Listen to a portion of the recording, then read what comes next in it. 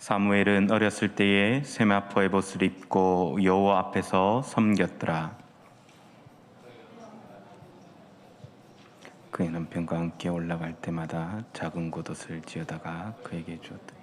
엘리가 엘가나와 그의 아내에게 축복하여 이르되 여호와께서 이 여인으로 말미암아 내게 다른 후사를 주사 이가 여호와께 간구하여 얻어 바친 아들을 대신하게 하시기를 원하노라 하였더니 그들이 자기 집으로 돌아가매.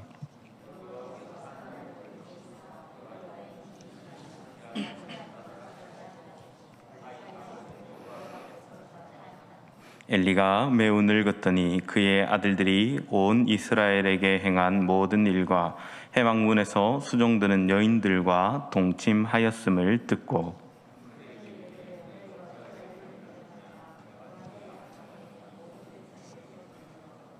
내 아들들아 그리하지 말라. 내게 들리는 소문이 좋지 아니하니라. 너희가 여호와의 백성으로 범죄하게 하는도다.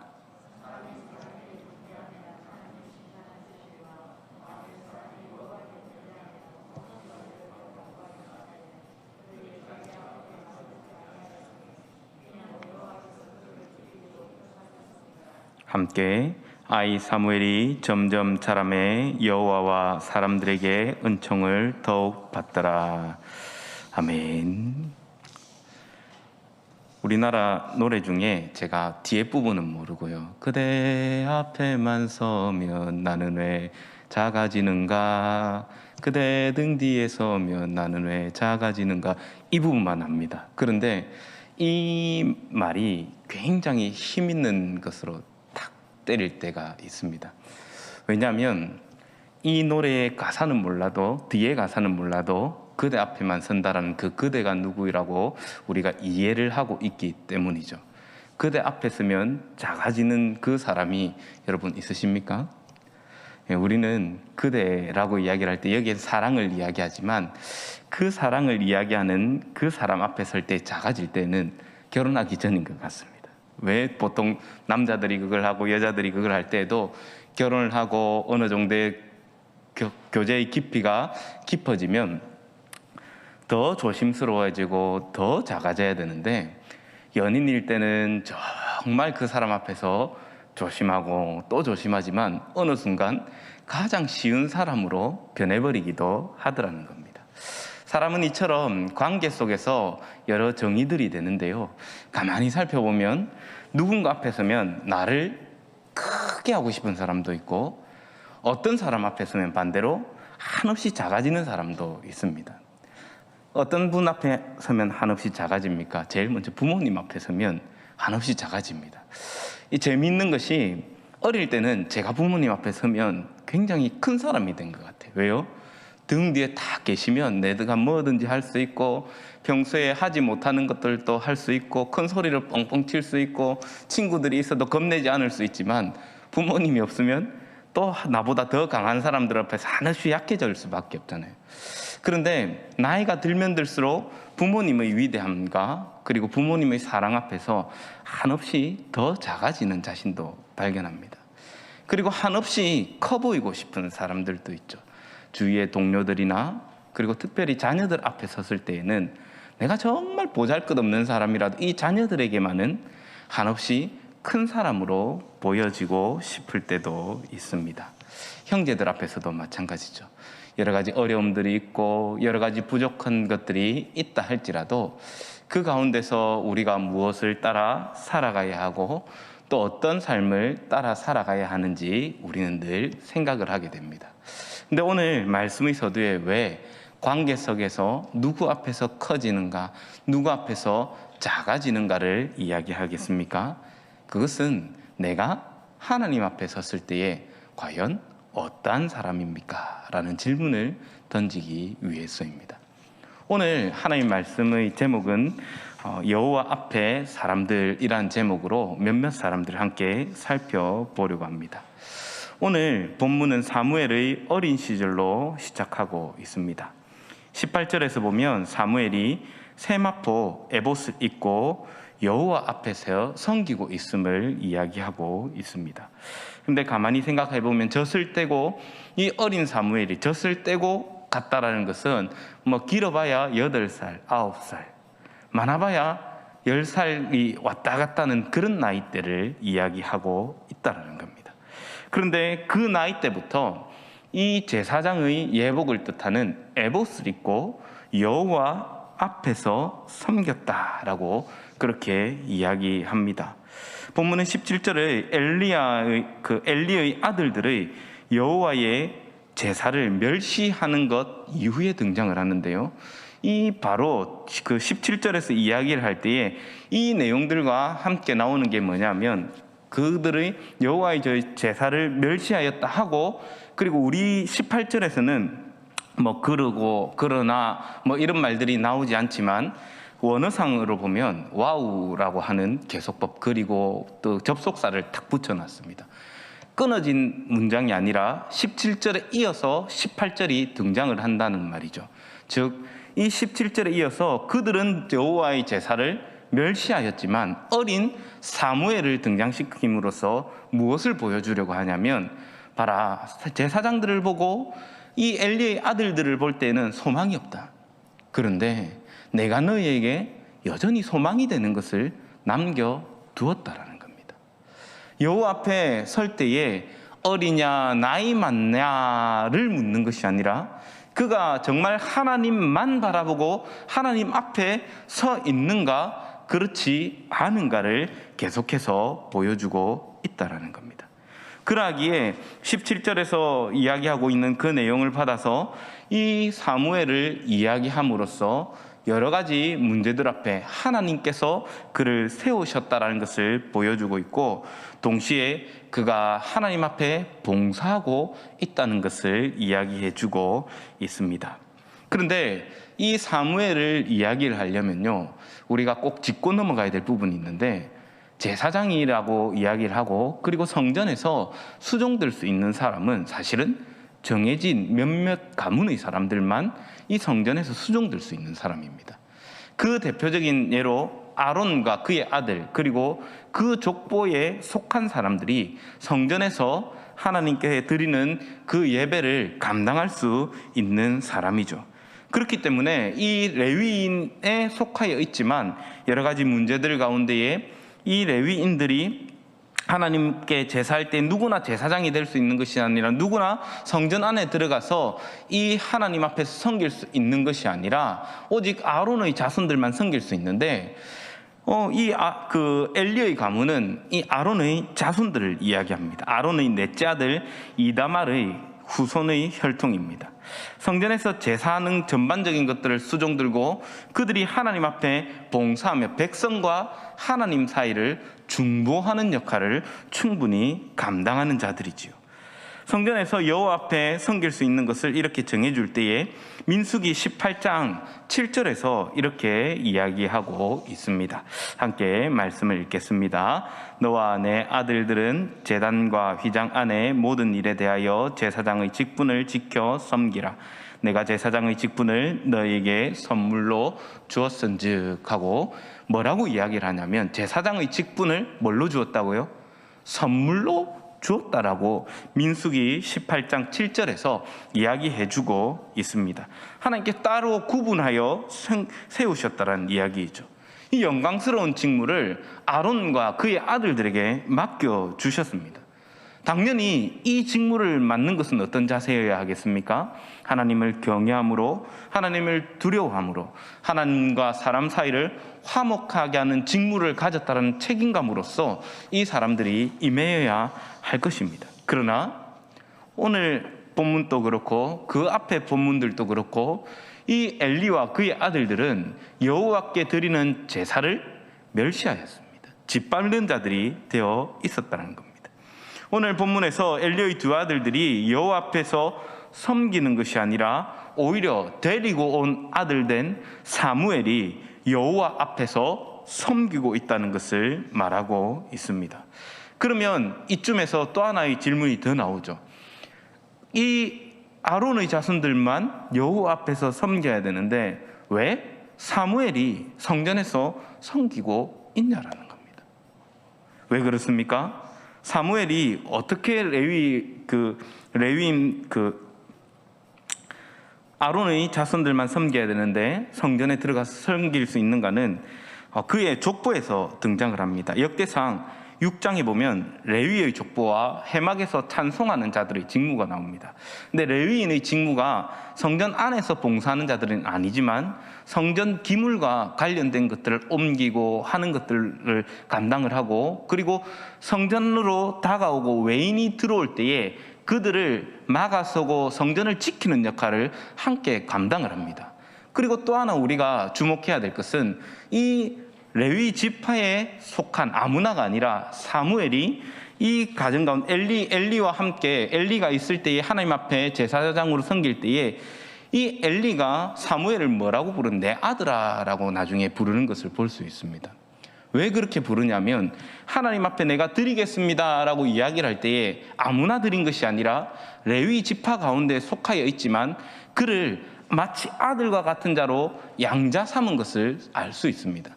또 자기의 아버지와 어머니가 이 사무엘을 드리고 나서 뭐라고 이야기하냐면, 하나님께 네가 드렸는데 이 아들 대신, 이 후사 대신 하나님께 다른 후사를 내게 주시기를 원하노라 하고 축복하였을 때에 다른 후사를 주고, 그리고 그 앞에서 계속해서 여호와를 섬기는 장면을 볼 수 있습니다.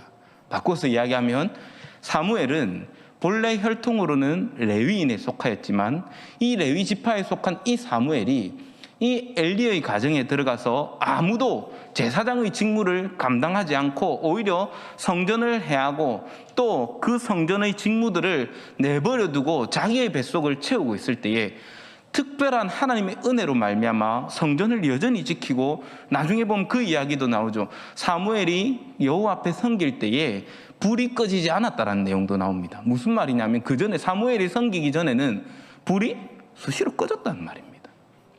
여호와의 성전을 지키지 않았다는 것이죠.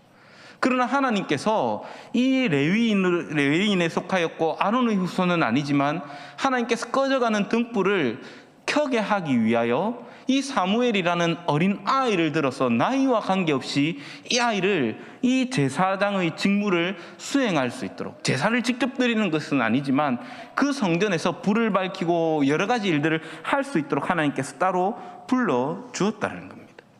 이 일은 마땅히 아론의 자손들이 행하여야 될 일입니다.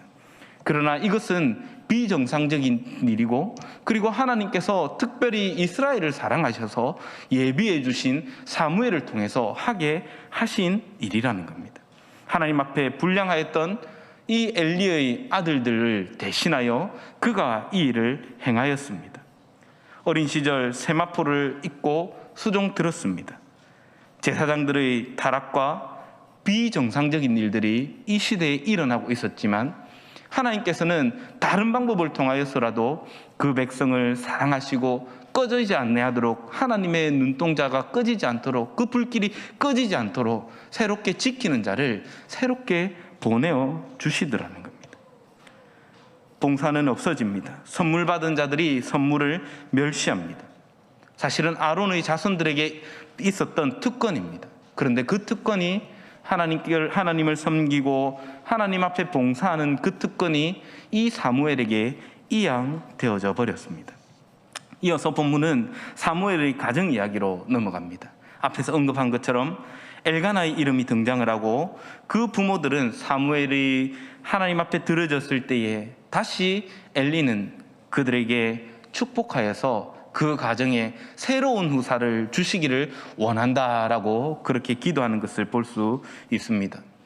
여기에서 또 하나 말씀을 볼 때마다 참 어쩌면 의문이 들 수 있는 내용이 있는데요. 그게 무엇이냐면 엘리를 타락한 제사장으로 그리고 있고 그가 비둔한 자로서, 그리고 자기 뱃속만 챙기는 자로서 그리고 있지만 그럼에도 불구하고 하나님께서 그의 말을 들으시더라는 겁니다.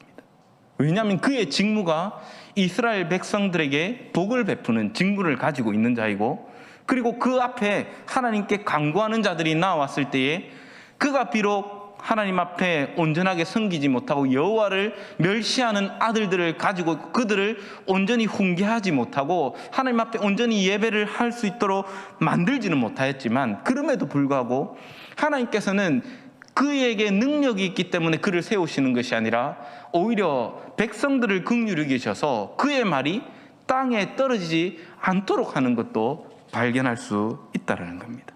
그래서 21절에서 한나를 돌아보시사 세 아들과 두 딸을 낳았다라고 기록하고 있습니다.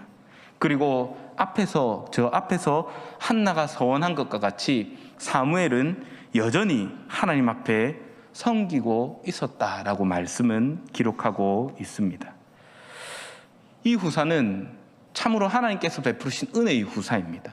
왜냐하면 하나님께 처음에 후사로 주신 사무엘 역시 너무나도 감사한 후사죠. 그런데 이 후사를 너무나도 귀한 후사 아닙니까? 어떻게 얻은 아들입니까? 그런데 이 아들을 더욱 놀라운 것은 한나가 그리고 엘가나가 망설임 없이 하나님께 드렸다는 겁니다. 그리고 이 드림이 되었을 때에 하나님께서 이를 기뻐 받으셨고, 그 가정에 생명이 없었던 그 가정에 5명이란 아이를 새롭게 잉태케 해준 것은 참으로 기적이 아닐 수가 없습니다. 왜냐하면 하나님께서 그의 기도를 들으셨고, 작은 것을 드렸지만 하나님께서 이 아들 잃어버린 거 아니거든요. 하나님께 드렸다라고 이야기를 하지만 이 아들이 없어진 것 아니거든요.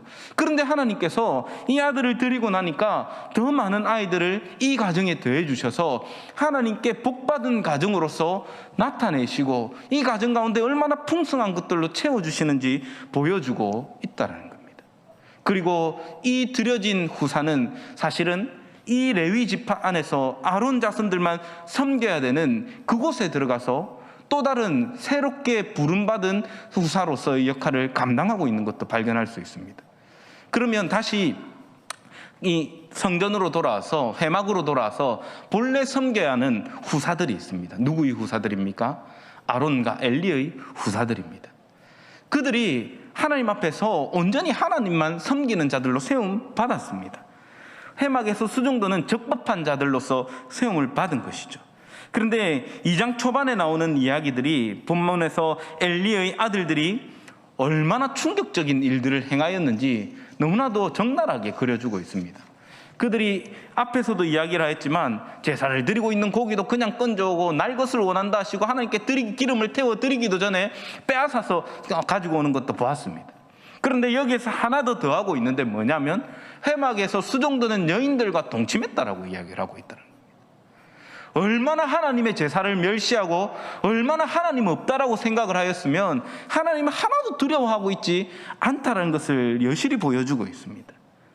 하나님께 섬기는 직무를 선물로 받았습니다. 그러나 그들은 하나님 계심을 믿지 않았습니다. 한나는 아이가 없어 근심하는 여인이었으나 하나님의 직무를 위하여 부름받은 자 엘리가 이야기했을 때에 그 말만으로도 믿고 아멘으로 받고서는 그 가운데에 잉태함의 복을 얻었습니다. 그러나 가장 핵심인 이 성전에서 섬기는 자들인 엘리와 그 두 아들은 하나님을 믿지 않았다는 겁니다. 하나님을 두려워하지도 않았다는 겁니다. 약속을 믿는 자의 얼굴에는 근심이 없었지만, 그러나 약속을 믿지 않고 그 직무만 감당하고 있는 자들은 비둔하여져 갔고 늙어갔다는 것을 말씀은 보여주고 있습니다. 22절에 엘리가 그 말을 듣고 아들들에게 경고합니다. 얘들아, 사람이 사람에게 범죄하면 하나님께서 징계하신다. 근데 너희들이 하나님 앞에 범죄하면 너희들을 누가 징계하겠느냐? 무슨 말입니까? 하나님이 치심을 두려워해라는 말입니다. 하나님의 노하심을 두려워하라고 경고하고 있다는 겁니다. 이것은 이 말을 들으면 일반적으로 믿음 있는 사람이요, 아이고 내가 들켰구나 하고 어떻게 하겠습니까? 부끄러워서라도 그만할 겁니다. 그런데 이 사람들은 돌이키지 않습니다. 왜 돌이키지 않을까요? 자기가 가지고 있는 권력이 있거든요. 힘이 있거든요. 그 말을 듣고 돌이키지 않아도 아무 문제가 없다고 생각을 하고 있다는 겁니다. 너무 두려운 일 아닙니까?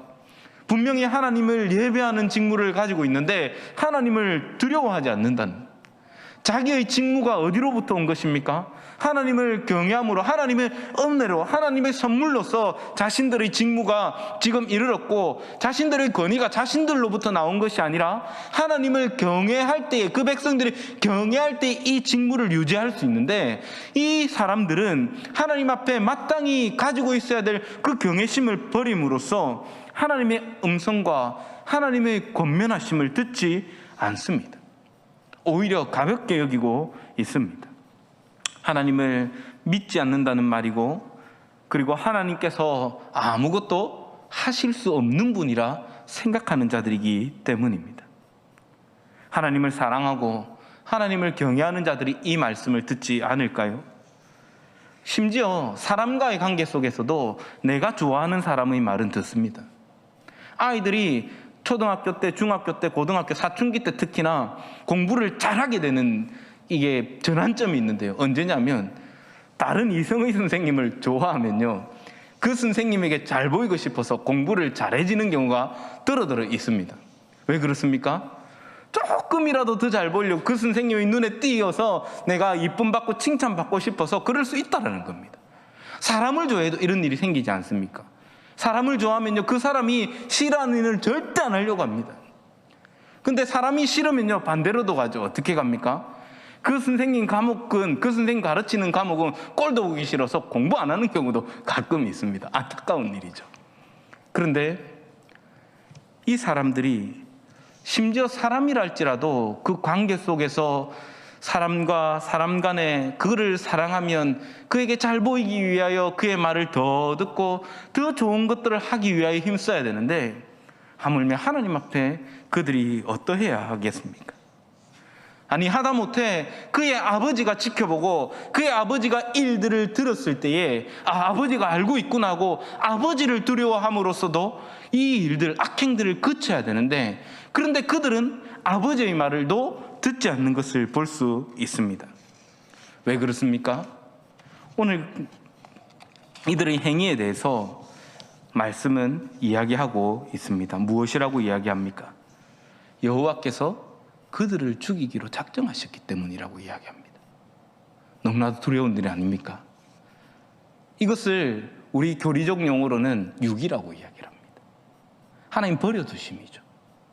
그들이 말씀을 들었을 때 회개해야 되는데, 성도가 하나님 말씀을 들으면 깨어 경성하고 그 말씀대로 살아가기 위하여 다시 힘을 내어서 말씀을 벗어난 일들을 돌이켜야 되는데, 하나님께서 그들을 버려두시는 거예요. 말씀을 듣지 않아도 내버려 두시는 거예요. 마치 애굽왕 바로와 같습니다.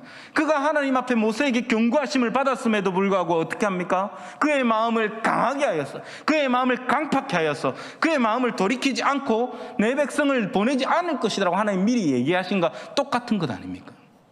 하나님께서 분명히 자기에게 가장 사랑을 보여야 되고 가장 존경을 보내야 되는 이 제사장 무리들이 하나님 앞에 불신하고 하나님의 이 제사를 멸시하였을 때 그들에게 내리는 최악의 벌이 무엇이냐면 버려두심입니다. 악이 악인 줄 모르고 그냥 그렇게 살아가도록 내버려 두시는 겁니다. 그런데 이때에 사실은 엘리가 행했어야 할 일이 있습니다. 책임이 있습니다. 뭐겠습니까? 거기에서 끌어내려야 된다는 겁니다. 악을 계속 쌓도록 내버려 두는 것이 아니라, 엘리가 말만 할 것이 아니라 그들이 악을 행하였을 때에 그 아들들에게 매를 치든지 채찍을 치든지 하나님의 제사를 멸시하는 이들을 끌어내렸어야 된다는 겁니다. 그게 아들들이 사는 길입니다. 그런데 엘리가 어떻게 합니까? 그냥 넘어가 버립니다. 하나님의 진노를 자기의 아들들에게 쌓아두는 것이죠. 엘리가 얼마나 타락한지 보여주는 것이 바로 이것입니다. 엘리에게 하나님을 경외함보다, 하나님을 예배함보다 더 중요한 것이 있었는데 자신의 명예입니다. 아들들의 명예였다는 겁니다. 성도에게 올 수 있는 가장 큰 유혹도 이러한 것들 아닙니까? 교회에서 하나님 말씀을 우리가 듣는 자로서, 지키는 자로서 살아가야 되는데, 하나님 말씀보다 간혹 교회에 앞서는 거 있습니다. 하나님 말씀이 사랑해라고 해도 사랑 안 하는 경우가 있습니다. 뭐가 상하면요? 마음이 상하고 감정이 상합니다. 그래서 저희들 세계에서는 우스갯소리로 세상에서 제일 무서운 죄가 괘씸죄라고 이야기를 합니다. 뭡니까? 그냥 괘씸하면 그 사람이 맞든 틀렸든 관계없다라는 겁니다. 하나님 앞에 살아가는 것이 그런 것 아닙니까? 내 마음대로 사는 것이 아니라 설사 내 마음이 그렇다 할지라도 말씀에 순종하기 위하여 그것을 돌이키고 하나님 앞에 살아가기 위하여 힘쓰는 겁니다. 그러나 엘리는 이 기본적인 조치를 취하지 않습니다. 그것이 어떤 결과를 가져옵니까? 하나님 말씀이 그대로 성취되게 만든다는 겁니다. 하나님 돌이킬 기회를 주십니다. 회개할 기회를 주신 겁니다. 내가 이렇게 할 거야 라고 말씀하시는 것이 그냥 하는 것이 아니라, 야, 내가 쟤들 죽일 건데 너한테 말해준다? 의도가 뭐겠습니까? 죽지 않도록 하라는 겁니다.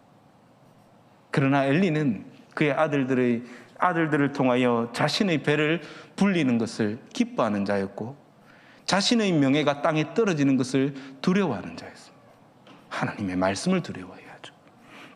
그리고 이것은 암묵적으로 그들의 악한 행동에 대해서 동의하는 것이 되어버리고 맙니다.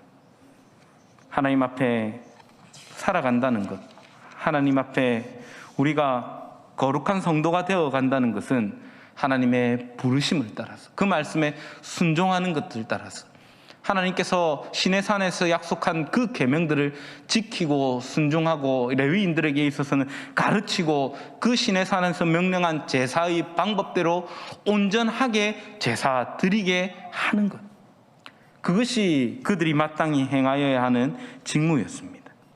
그러나 엘리와 그의 아들들은 죽음을 향해 급히 달려가고 뛰어갑니다. 그럼에도 불구하고 오늘 본문에서 계속해서 소망이 되는 것이 무엇입니까?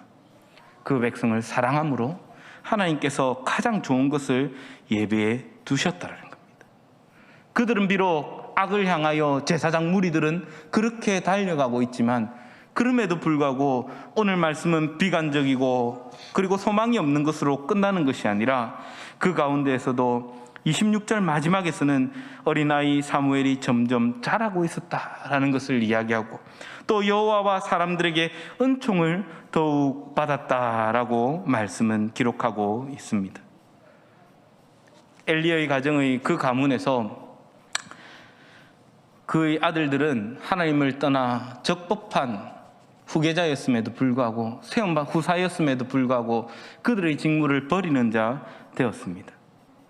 그러나 하나님께서 그들이 직무를 감당하지 못할 때에, 오늘 말씀의 처음 사무엘이 어렸을 때 세마포 에봇을 입고 여호와 앞에 섬겼더라라고 이야기를 하며 시작하였는데, 하나님께서는 그들이 섬기지 않으니 하나님 앞에 기도하는 한나를 통하여 아들을 준비하셨고, 비록 그가 어리지만 하나님께서 그를 세우심으로 그 백성들 가운데에 이 제사가 끊어지지 않도록, 하나님의 말씀이 끊어지지 않도록 준비하시고 예비하셨다는 것을 발견할 수 있습니다. 이스라엘은 하나님과의 계약을 통하여 하나님 백성이 되었습니다. 그런데 여기에서 주목할 것은, 하나님께서 이스라엘이 하나님 말씀을 잘 들었기 때문에 하나님 백성 삼은 것이 아니라는 겁니다. 그럼 왜 하나님 백성 삼으셨습니까? 그들이 하나님 앞에 벗어나고 범죄함에도 불구하고 하나님 그들을 사랑하셔서 그렇습니다. 잘해서 그런 게 아니고요, 그들을 사랑하셔서 그렇습니다. 이스라엘은 그 모든 것들을 무시합니다. 하나님만 경외하고 너희가 나만 사랑해야 되라고 이야기를 하지만, 그들이 하나님을 얼마나 많이 배신하고 얼마나 많이 떠나갔습니까? 그러함에도 불구하고 하나님께서 그들 가운데에, 여전히 범죄함 속에 빠져있는 그들 가운데에 계속해서 그 제사가 끊어지지 않도록 하고, 하나님의 말씀을 전하는 선지자들이 계속해서 보냄에도 불구하고 듣지 않고 매질하고 심지어 죽일 때에도 하나님께서는 그들을 향한 말씀 전하기를 그치지 아니하시고 끊임없이 말씀해 주시더라는 겁니다. 오늘 등장하는 사무엘이 그런 사람입니다. 이스라엘 백성들이 하나님 앞에 각기 소견에 옳은 대로 살아가던 사사시대입니다. 사사시대 끝자락에 심지어 제사장들도 타락하여서 하나님 말씀을 지키고 하나님 앞에 온전히 제사하는 사람들이 아니라 자기의 배를 채우고 심지어 하나님의 제사를 멸시하는 그때에도 하나님께서는 여전히 그 백성들을 사랑하셔서 말씀을 증거하고 하나님께 온전히 예배할 자를 준비하고 계시더라는 겁니다. 하나님께서는 거룩한 제사장으로 엘리의 가문 그리고 아론의 가문을 세우셨습니다. 누구보다 하나님의 뜻을 바르게 알아야 되고 누구보다 하나님의 뜻을 이스라엘 백성들 가운데 가르쳐야 하는 자들입니다. 그럼에도 불구하고 엘리와 그의 자녀들은 백성들을 하나님 앞에 세우는 것에 실패하였습니다. 그러므로 하나님께서는 그들을 죽음에 이르도록 버려두실 수밖에 없었습니다. 타락한 인생의 본성이죠.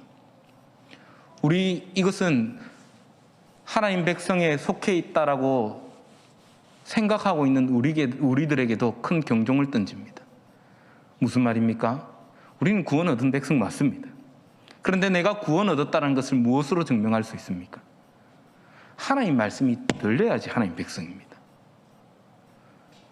내가 문 밖에 서서 두드리노니 누구든지 내 음성을 듣고 문을 열면 내가 그에게로 들어가 그와 더불어 먹고 그와 더불어 마시리라 말씀하실 때에 누가 문을 열어주겠습니까? 하나님의 음성, 예수 그리스도의 음성이 들리는 자입니다. 아무나 문을 열어주는 것이 아니라 이 강단에서 흘러나오는 목사님의 말씀을 통해서 하나님 말씀을 듣고 비록 내가 하나님 말씀 앞에 살아가지 못하는 그것들이 나를 치고 그 말씀이 나를 친다 할 때에도 내가 너무 아프면서도 하나님 말씀 앞에 아멘으로 엎드려서 그 말씀 앞에 부복하기 위하여 힘쓰는 그는 하나님의 음성을 듣는 사람입니다. 그런데 반대로 하나님의 음성이 들려졌음에도 하나님의 음성을 듣는 것이 아니라 사람의 음성으로 듣는다면 그는 하나님의 백성으로 삶을 살아가는 것이 아니지요. 레위 지파 중 아론의 자손들에게 하나님께서 선물로 주셨습니다. 제사장의 직무를요. 그러나 그 직무가 선물인지 모르는 이 엘리와 그의 아들들은 망함을 향해 뛰어갑니다. 하나님께서 이스라엘 역시 거룩한 백성으로 부르셨습니다. 그런데 이 이스라엘 역시 하나님께서 거룩한 백성으로 불렀음에도 불구하고 자신의 길로 가버리고 맙니다. 제사장 따라가는 거죠. 그러나 그럼에도 여전히 하나님께서는 그 백성들을 사랑하시고 불쌍히 여기시고 섬기는 사람을 세워주십니다. 그리고 그 가운데서 만날 수 있는 기회를 주시고 섬기는 자들을 보내어 주셔서 그들이 직무를 소홀히 할 때도 그 직무를 대리하고 온전한 제사장이 나타날 때까지 그 일들을 수행하는 자들도 붙여주시더라는 겁니다. 일반적으로 사무엘을 제사장이라 부르기보다는 선견자, 선지자라고 부릅니다. 여기 이 이유 때문에 그렇습니다. 분명히 제사의 직무를 행했거든요. 근데 선견자, 선지자로 부르는 이유가 제사장으로 부르지 않고 선견자와 선지자로 부르는 이유가 여기에 있습니다. 비정상시적인 시대에 제사장으로서 세움을 받은 것이 아니라 제사장이 그 직무를 온전히 수행하지 못했기 때문에 레위인인 그가 우선적으로 한시적으로 그리고 비정상적인 상황 가운데서 하나님을 예배하고 제사하는 일을 어쩔 수 없이 감당하고 있다는 것을 보여주는 내용입니다. 이것은 너무나 감사한 일이죠. 백성들이 소망이 없고 하나님 없이는 이 이스라엘 백성들이 소망이 없는 백성 아닙니까? 이스라엘 백성들이 하나님 말씀을 듣고 그 말씀 가운데로 돌아가야 될 그때에도 훗날 이 사무엘이 백성들에게 가르치는 내용이 뭡니까? 너희가 여기 설 건지 저기 설 건지 택하랍니다. 왕을 구하는 어리석은 일을 행하였다라고 이야기를 하면 그 백성들을 가르칩니다. 그때의 백성들이 하나님 앞에 범죄하였다라고 이야기를 하고 회개하지만 그때도 하나님 앞에 기도하고 백성들과 사람 사이에 중보하며 선지자의 역할을 감당하는 거가 사무엘이었습니다. 사랑하는 여러분, 이것은 백성에게 있어 너무나 큰 은혜입니다. 끊어져가는 예배 가운데, 소망이 없는 제사 가운데 하나님께서 새로운 소망을 보내어주시고 백성들을 사랑하셔서 여전히 말씀을 들을 수 있는 창구를 열어주시고 하나님의 말씀이 끊어지지 않도록 은혜 베풀어 주심입니다. 친히 심판대 앞에 서셔서 그 백성들에게 죄를 물으시는 하나님, 그 하나님께서 이스라엘 백성들에게 죄를 물으실 수 있습니다. 물으십니다. 그러나 그때에도 하나님께서 사무엘을 세워주신 것 같이 연약한 저와 여러분들이 하나님 심판대 앞에 서서 아무 말도 할 수 없는 그때에 저와 여러분들에게도 이 사무엘과 같이 그 백성들에게 말씀을 가르치고 그 백성들의 죄를 속할 수 있도록 우리에게 자기의 아들을 보내주셨습니다.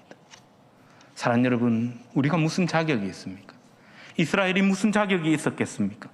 그러나 하나님께서 그 백성들을 사랑하셔서 이 사무엘을 보내주신 것 같이 저와 여러분을 사랑하심으로 우리는 자격 없고 능력 없음에도 불구하고 저와 여러분들을 사랑하는 자, 저와 여러분들을 구속할 자 예수 그리스도를 보내주심으로 자격 없는 가운데 새로운 소망을 얻게 하여 주십니다. 사랑하는 여러분, 우리는 이것을 하나님 앞에 믿음으로 살아가는 자들입니다. 우리는 놀라운 은혜를 입어 예수 그리스도의 보혈을 받아 성령의 거룩한 전이 된 사람입니다. 사람들은 엘리의 아들들과 같이 이 놀라운 선물이 얼마나 귀한 것인지 모르고 살아갑니다.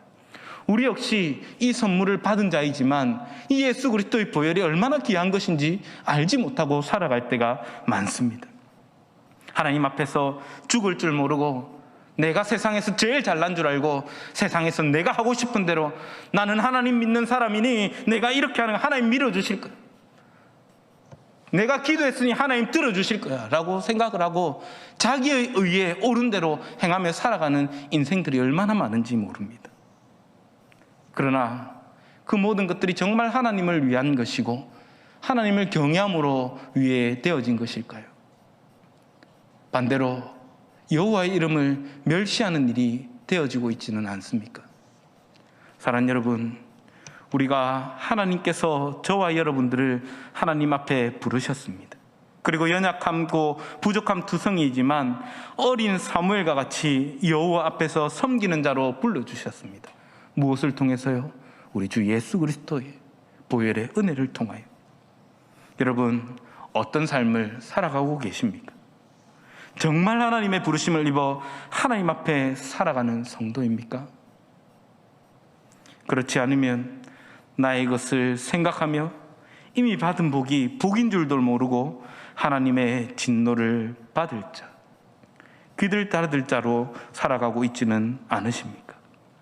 사랑하는 여러분, 사무엘이 26절에서 우리 하나님 앞에서 사무엘이 점점 자라매 여호와와 사람들에게 은총을 더욱 받더라 하고 오늘 본문은, 말씀의 본문은 마무리하고 있습니다. 기록되어져 있는 것처럼 우리 하나님 앞에 자라갑시다. 내가 나이가 이만큼 들었는데 더 자라야 합니까? 예, 자라야 됩니다. 어디까지 자라야 합니까? 예수 그리스도의 장성의 분량에 이르기까지 우리는 자라가야 합니다. 내가 목사니, 내가 장로니, 내가 권사니, 내가 집사니 이렇게 오래 신앙생활 했으니 더 안 자라도 되는 것이 아니라 우리는 그럼에도 더 자라가야 하는 자들입니다. 사랑하는 여러분, 말씀 앞에 자라갑시다. 세상의 어떠함을 따라가는 자가 아니라 오직 십자가의 은혜, 우리 주 예수님만 따름으로 하나님의 기쁨이 되는 저와 여러분 되기를 간절히 소망합니다. 우리 함께 찬송합시다. 내가 너희를 사랑하는 이유는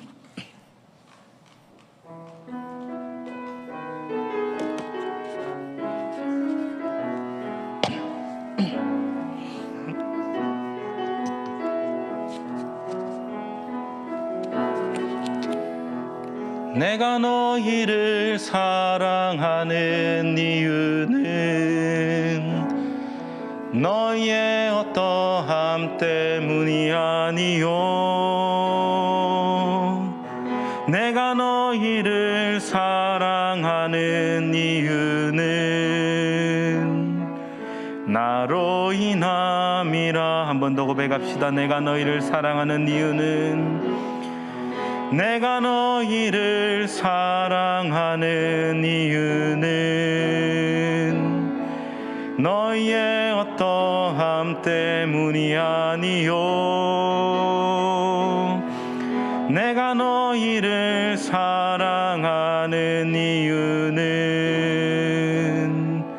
나로 인함이라.